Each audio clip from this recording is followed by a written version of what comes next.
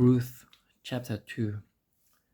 Now Naomi had a relative on her husband's side from the clan Elimelech, a man of standing whose name was Boaz. And Ruth the Moabitess said to Naomi, "Let me go to the field and pick up the leftover grain behind anyone in whose eyes I find favor." Naomi said to her, "Go ahead, my daughter." So she went out and began to glean in the fields behind the harvesters. As it turned out, she found herself working in a field belonging to Boaz, who was from the clan of Elimelech. Just then Boaz arrived from Bethlehem and greeted the harvesters.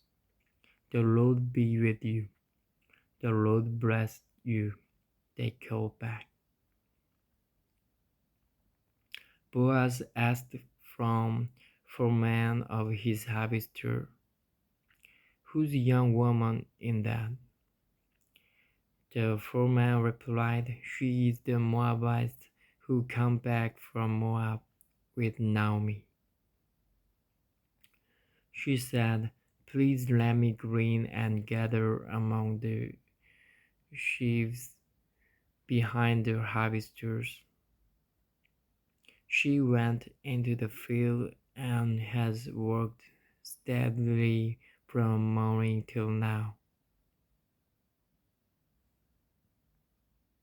except for a short rest in the shelter. So Boaz said to Ruth, "My daughter, listen to me. Don't go and glean in another field, and don't go away from here. Stay here with my servant girls. What's the field where the men are harvesting?"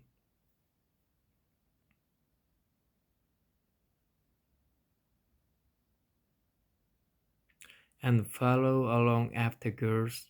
I have told the men not to touch you, and whenever you are thirsty, go and get a drink from the water jars the men have filled." At this, she bowed down with her face to the ground. She exclaimed, "Why have I found such favor in your eyes that you notice me, a foreigner?"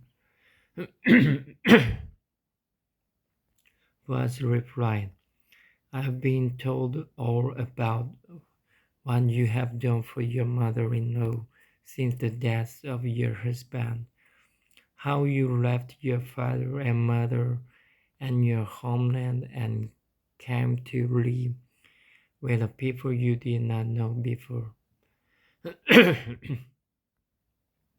May the Lord repay you for what you have done. May you be richly rewarded by the Lord, the God of Israel, under whose wings you have come to take refuge.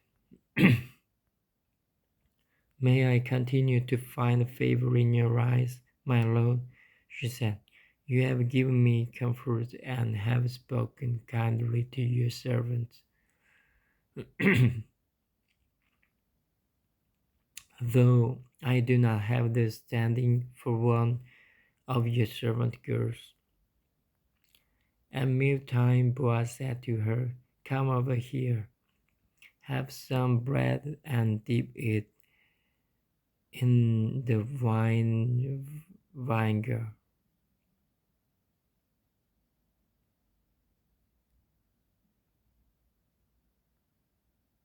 When she sat down with the harvesters, he offered her some roasted grain. She ate all she wanted and had some left over. As she got up to glean, Boaz gave orders to his men. Even if she gathers among the sheaves, don't embrace her.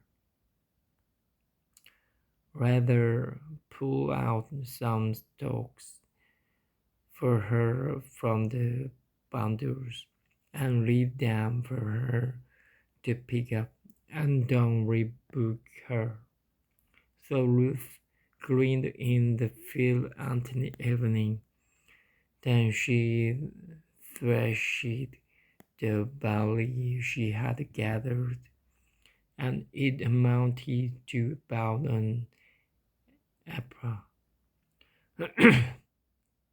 She carried it back to town, and her mother-in-law saw how much she had gathered. Ruth also brought out and gave her what she had left over after she had eaten enough.